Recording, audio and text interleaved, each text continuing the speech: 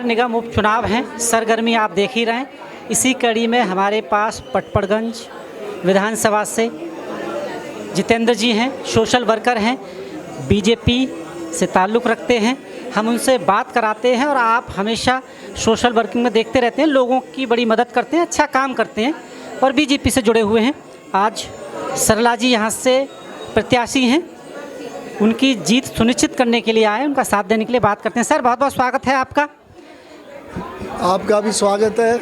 हमारे इस कार्यालय में आज उद्घाटन है, उसकी ढेर सारी शुभकामनाएं।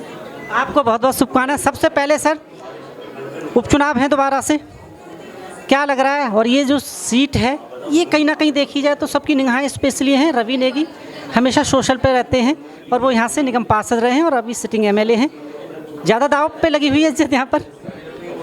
भारतीय जनता पार्टी की हमेशा कोशिश रहती है कि हर सीट को जीते और भाजपा का हर कार्यकर्ता, छोटा बड़ा कार्यकर्ता, आप देख सकते हो पूरे सारे कार्यकर्ता इस जीत को सुनिश्चित करने के लिए लगे हुए और हम भारी बहुमत से जीतेंगे। यहाँ पर बिहार में बहुत बड़ी जीत की तरफ जा रही है। आज़ादी के बाद ये पहली बार होगा कि इतनी सीटें अगर आ रही हैं एनडीए की, और खासकर बीजेपी नंबर 1 पार्टी बनने जा रही है। अभी तक रुझानों के हिसाब से मैं देखूं तो 190 के आसपास एनडीए चल रही है। कैसे देखते हैं? दिल्ली में छठ पूजा से बिहार साथ दिया गया।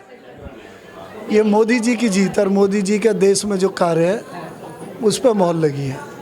मोदी जी ने जो देश में जितने भी कार्य करे और सुबह शाम वो लगे रहते देश की सेवा के लिए, उसका फल उन्हें बिहार से मिला और लोग भी मोदी जी के साथ खड़े कि अगर मोदी जी आप हमारे लिए लड़ रहे हो तो पूरा देश मोदी जी के साथ है। और ये विपक्ष को भी दिखा दिया गया है कि तोड़ फोड़ की जो राजनीति करते हैं वो कभी कामयाब नहीं होंगे। इस देश में एक ही शासन चलेगा, भाजपा का।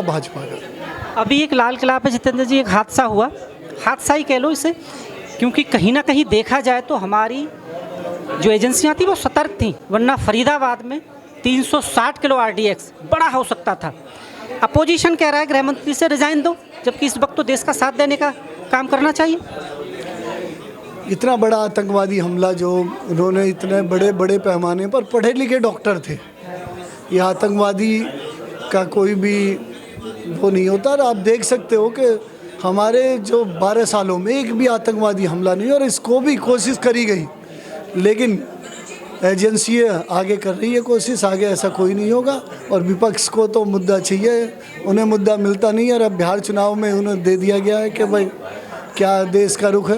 बिहार चुनाव की आपने बात की, बिहार चुनाव में ये देखा गया 1951 से 52 के बाद अगर ये परसेंटेज 64 समथिंग आई है, ये पहली बार हुआ है। और बिहार का एक रिकॉर्ड रहा है, इस बार ये रिकॉर्ड टूट रहा है। रिकॉर्ड ये रहा है कि 5% से 8% वोट अगर ज़्यादा आ जाए तो सिटिंग सरकार चली जाती है, पर यहाँ तो सिटिंग सरकार दोबारा आ रही है। कैसे देखते हैं, क्या योगी जी का बुलडोजर वहाँ भी काम कर गया? ये उस सरकार की, बिहार सरकार जो लगातार वहाँ पर थी, उसके कार्यों पर मोहर लगी है। नीतीश कुमार के नेतृत्व में एनडीए की जो सरकार थी, उसने वहाँ बेहतरीन काम करा। आप जाके देखो, मेरा एक दोस्त वहाँ रहता है, उसने कहा बेहतरीन सड़कें हैं, बच्चियों की शिक्षा पर ध्यान दिया गया है। वहाँ पे जो सबसे बड़ा मुद्दा था वो था वहाँ पे बदमाशों का जो आतंक था, लालू राज का, आज भी लोग वो भूलते नहीं हैं। पीछे आपने देखा होगा एक आईएएस की पत्नी के साथ बलात्कार करा गया लालू राज में, तो वो दोबारा वहाँ के लोग इस आतंक राज को लाना नहीं चाहते। और उन्होंने दिखा दिया कि भाई जो अच्छे से सरकार चलाएगा, की सरकार चलेगी। कहीं लोग जागरूक हो गए। बाहुबली जो नेता कहे जाते हैं उनसे अब दूर जा रही है राजनीति। जो अच्छे लोग हैं, जो लोगों के लिए काम करते हैं, उधर आ रहे हैं लोग। अब जनता जानती है। मैंने पीछे भी कहा कि ये फेसबुक की राजनीति, आपने देखा होगा प्रशांत किशोर ने कितनी बड़ी बड़ी बातें करी, लालू प्रसाद के लड़कों की बातें बड़ी बड़ी थी, रैलियाँ बड़ी बड़ी थी, लेकिन लोग जान चुके कि हमें किसके साथ जाना। तो ये मोदी जी के साथ देश खड़ा हुआ है। आज उन्होंने मोहर मार दी और मोदी जी का जो शासन देश के अंदर है ये अच्छा चल रहा है, इसका ये बिहार की जीत का प्रमाण है। क्या नाम है मैम? और मेरा नाम भावना जैन है, मैं मयूरविहार जिले में महामंत्री हूँ। अच्छा, कैसे देख रही है इस बार उपचुनाव को? दिल्ली की बात करो, खासकर जिस सीट पे आप बैठी हुई हैं 198, यहाँ की बात कर रहे हैं।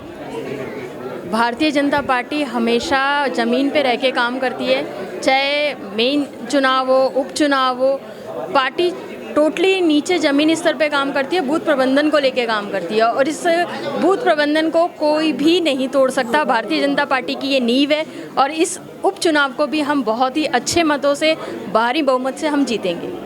अगर हम बात करें बीजेपी की चुनाव लड़ने की प्रक्रिया, इसके तो विपक्षी भी कायल हैं। हमेशा कहते हैं कि बीजेपी हर एक छोटे या बड़े चुनाव को बहुत बड़े उत्साह के रूप में लेती है, इसीलिए शायद जीत दर्ज करा पाती है। जी बिल्कुल, मैंने आपको कहा ना, भारतीय जनता पार्टी ये नहीं मानती कि ये चुनाव बड़ा है या छोटा है।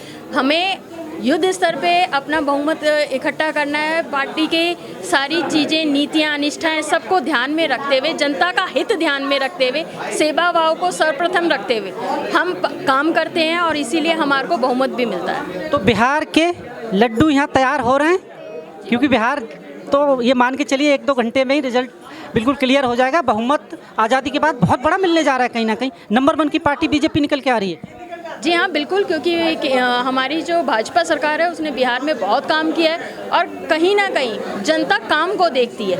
यदि आप काम करेंगे तो कोई भी आपको नकार नहीं सकता और ये बात हमारे मोदी जी बहुत अच्छे से समझते हैं। वो ज़मीनी स्तर पे काम करते हैं, वो ऐसी छोटी छोटी योजनाओं को लेके आते हैं जिससे आम जीवन बहुत ज़्यादा प्रभावित होता है और इसी कारण आप ये समझिए कि हर कोई व्यक्ति मोदी जी का फ़ैन है और इसीलिए आज हमारे प्रधानमंत्री जी विश्व के नेता हैं। कहीं ना कहीं एक क्वेश्चन ये है कि दिल्ली में रह के मुख्यमंत्री रेखा जी ने जो भव्य आयोजन किया छठ का, उससे बिहार के परिणाम बदल गए। ऐसा है जो यहाँ पर छठ पूजा का इंतजाम किया गया। देखिए, दिल्ली की राजनीति मैं कहूँगी दिल्ली के लिए है, ऐसा नहीं है कि यहाँ से बिहार का। मैंने इसलिए पूछा क्योंकि मैं उसको कवर कर रहा था। लोग कह रहे थे कि नहीं इतने खुश थे वो लोग कि नहीं हम बिहार जाएंगे वहाँ वोट डालने, यानी यहाँ से स्पेशल गए लोग। यहाँ से बहुत लोग बिहार गए, लेकिन आप ये देखिए कि जहाँ जो मुख्यमंत्री जी ने काम किया, जो वासुदेव घाट पे, यहाँ पे ITO के घाट पे छठ के जितने अरेंजमेंट रहे, इस बार इतने अच्छे अरेंजमेंट रहे कि पार्टी ने ये दिखा दिया कि यदि आपकी नीयत है काम करने की तो आप काम कर सकते हैं। आप बेकार के झूठे जुमलों में और बेकार की चीज़ों में अगर आप नहीं पड़ेंगे और आपकी नीयत है काम करने की तो आपको जनता ज़रूर आपको आगे लेके आएगी। बात करूं तो पुरुषों के बराबर बाबा साहब की बदौलत ही। आपने बोला ना पीछे महिलाओं की बात करें तो आज जो महिलाएं हैं किसी भी धर्म की हो, वो सिर्फ बाबा जी की देन है, इतनी उन्हें आज़ादी मिली है। बाबा जी उन्हीं की वजह से आज़ादी महिलाएं हों वो सिर्फ और सिर्फ बाबा साहब और बाबा साहब के बनाए हुए संविधान के बदौलत आज पुरुषों के बराबर में खड़े होकर उनसे आगे निकलने की उम्मीद अपने अंदर जताएं और निकल भी रही हैं। तो बाबा साहब को जो आपने बोला राजनीतिक रूप से मानते हैं, इसका मतलब ये है कि बाबा साहब इस भारत की धरती पर वो महापुरुष, वो नेता पैदा हुए जिनको हर पार्टियों को ज़रूरत है, लेकिन ज़रूरत है कि उनको समझने की, उनके विचारों पर खरा उतरने की।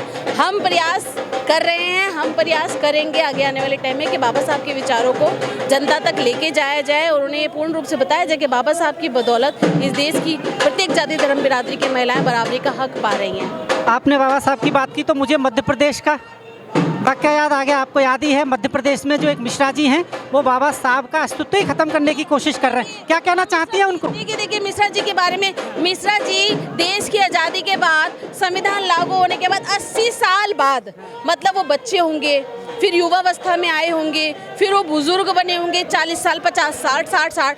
अब 80 साल बाद अगर मिश्रा जी को ये याद आ रहा है कि BN राव ने बनाया और बाबा साहब ने संविधान नहीं बनाया, तो मुझे ऐसा लगता है कि वो किसी बीमारी का शिकार हो गए हैं, मानसिक बीमारी का शिकार हो गए हैं, जो अब से 80 साल पहले से उन्होंने कभी कोई आवाज़ नहीं उठाई और BN राव ने संविधान बनाया ऐसा बोलते, तो मेरे ख्याल से उन्हें एक साइकोलॉजिकल डॉक्टर की उन्हें बड़ी ज़्यादा आवश्यकता है। और महिलाओं के लिए तो देखा जाए तो सभी के लिए किया, पर महिलाओं के लिए तो बाबा साहब ने इतना किया कि अगर हिंदू कोड बिल के समर्थन में नहीं होते वो, तो आज महिलाओं की आज़ादी इतनी नहीं होती। कभी भी बाबा साहब का ऋण नहीं चुका पाएंगी, पर महिलाओं को जरूरत है बाबा साहब के सिद्धांतों को जीवन में अपनाने की, खूब पढ़ाई लिखाई करने की, हिम्मती बनने की और आगे बढ़ने की। संविधान उनके साथ है, बाबा साहब के विचार उनके साथ हैं, बस महिलाओं को कदम उठाने की आवश्यकता है।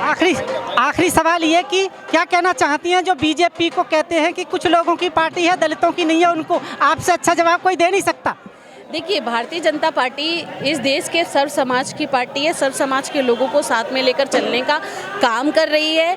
जब तक आप जुड़ेंगे नहीं, तब तक आप समझेंगे नहीं कि उनकी नीतियाँ क्या हैं, विचार क्या हैं। जब तक आप उनके विरोधी पार्टियों के साथ रहेंगे या उनके मेंबर बन के रहेंगे तो आपका फ़र्ज़ बन जाएगा आलोचना करना, विपक्ष का काम है आलोचना करना, चाहे सही काम ही क्यों ना हो, विपक्ष का काम है। तो जब तक आप पक्ष में नहीं आएंगे तब तक आप उसे समझेंगे नहीं। तो ज़रूरत है मौका देने की, समझने की, साथ चलने की, ताकि देश भी खूब आगे चले। बहुत बहुत धन्यवाद। बात बहुत बहुत शुक्रिया। महिलाओं को वाकई बीजेपी ने बहुत कुछ किया है, बहुत कुछ दिया है। बाबा साहब का ऋण महिलाएं कभी नहीं उतार पाएंगी, उनकी वजह से जो आज़ादी मिली है। आप देख रहे हैं JNN न्यूज़। बहुत बहुत धन्यवाद।